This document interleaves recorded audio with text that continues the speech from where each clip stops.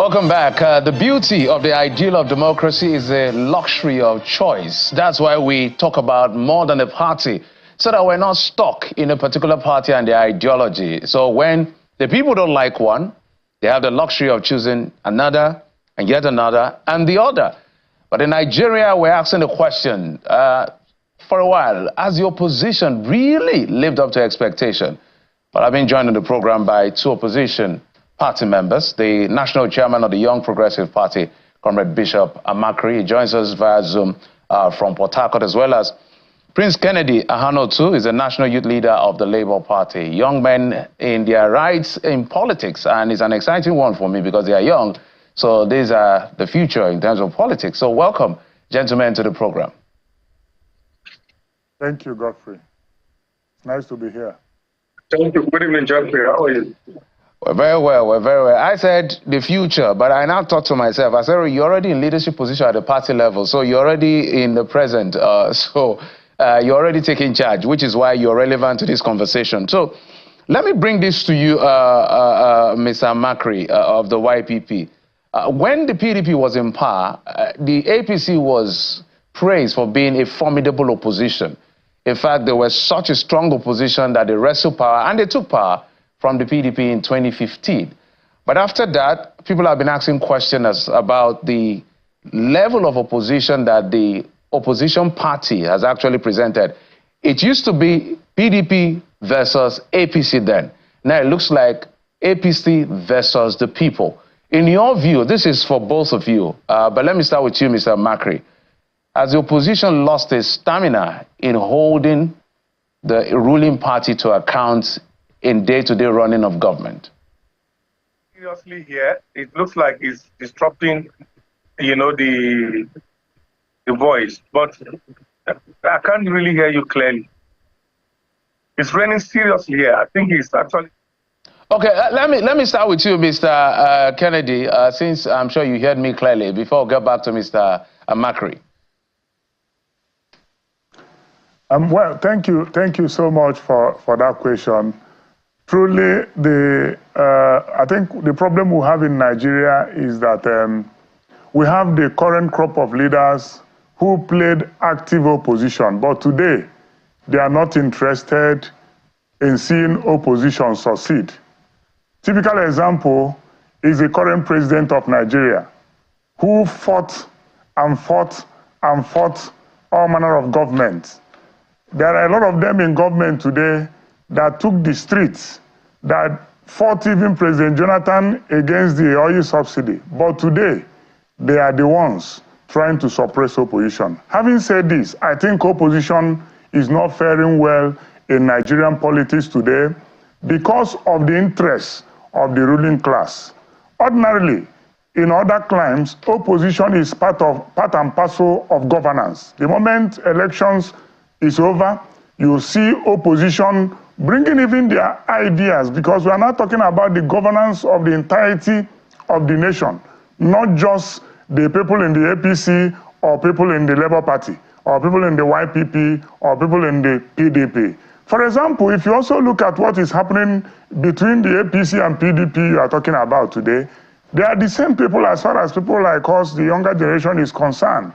We have a man that is a minister under APC and who is still having his leg as a leader of the PDP.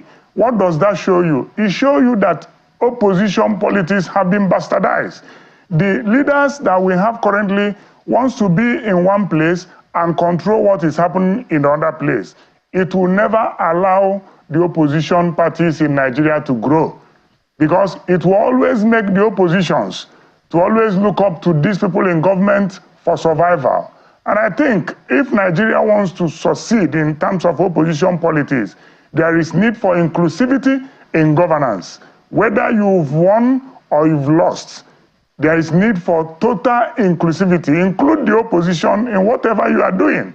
It's not just about you because you won an election. I mean, there is nothing special about you because you have emerged as the president, or because you emerged as a senator, or because you emerged as a governor. The need to include every factor of the economy is very, very important. For example, in the Labour Party, we have so many contributions to make in making sure Nigeria is put on the right direction. But instead of the party in government to allow the opposition to even hold them accountable, they are trying to introduce foreign materials into the opposition political parties that will put them on check. And these have really truly bastardized. When you say, Mr. Kennedy, it's quite unfortunate. When you say the ruling party is stopping effective opposition, what exactly do you mean? I've given you a typical example of somebody that is a minister under a political party while he's claiming to be a leader in another political party.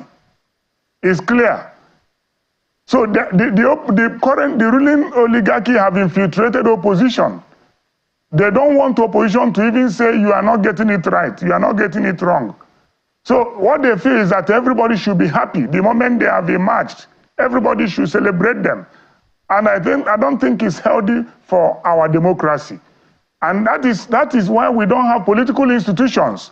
What we have is mere political parties. People have even called it school uniform, that you can change anyhow at any time. But in the other recent climes, it's not so.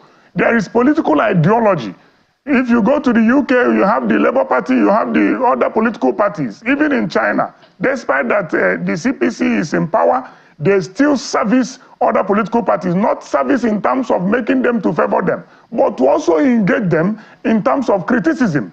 But we are in this part of the world where people don't like critics. People don't want to be criticized. The moment you say President Tinubu is not getting it right, they will take you to behind bars. It's wrong. Okay, well, you are saying they'll take, because I wanted to come to the point where, look, if you're the opposition, there is a media channel, there is all kinds of media channel for you to make your criticism, whether through writing or appearances like this and all of that, which is one of the ways, you know. If you're talking of crackdown, have you seen much of that, or is the fact that the opposition themselves have not gotten their acts together to be able to have a formidable voice to speak? What do I mean? We see in the top parties, permit me to use that word, lone voices rather than people leading as a vanguard of a group to speak against policies of government. Well, like I said, the oppositions in Nigeria are ready to play opposition. But the ruling oligarchy, no matter how you look at it, will not want opposition to stand up. And yes, I have this kind of avenue to speak. But after speaking in terms of implementation, what happens? They are still there in power. People like us will always come and shout. People like us will always come and speak. But after speaking, what is the effort of government to encourage even opposition? What is the effort of government to encourage institutionalization of political parties and political institutions? For example, even the ruling class does not have a leadership recruitment pattern. The APC does not have a leadership recruitment structure. What they do is after every 4 years, people that have made some money will come and get party tickets and win an election. There is no recruitment process for APC.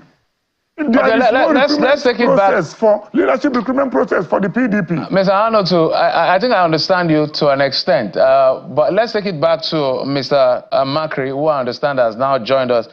Mr. Makri, Mr. Arnold has been saying that the ruling party hasn't given opposition a chance to play their role, and I've been trying to query as to what does it mean by giving a chance. Maybe you can respond. Okay, well, thank you so much. I was having some technical issues, but thank God I'm back. Somehow I really didn't hear virtually most of the things he said. But I think if I may understand, maybe you're trying to see what is the link between ruling party and opposition parties. Is it that how can they work in synergy, or what role do opposition party play when maybe the ruling party are going astray, you know, from policy making and other things? Because I didn't really get the question properly, so that I can respond properly. Okay, I'm just saying that opposition looks ineffective in Nigeria, and he is saying that it is because the ruling party is suppressing opposition. So I'm asking you, is that what you see? Is that how you characterize the scenario? Yes, I think to some extent I will agree. And then to some extent also, the opposition parties also have their own role they need to play. I don't think there is a way if somebody who believes in himself or herself stands on the path of excellence, and somebody can just come and, match you down and say, no, you don't speak. You must speak. We are all citizens of this country. Now, I think the part that I agree with him is that this opposition party or ruling party we're talking about is not just peculiar to the presidency or the party at the center. It trickles down to the state.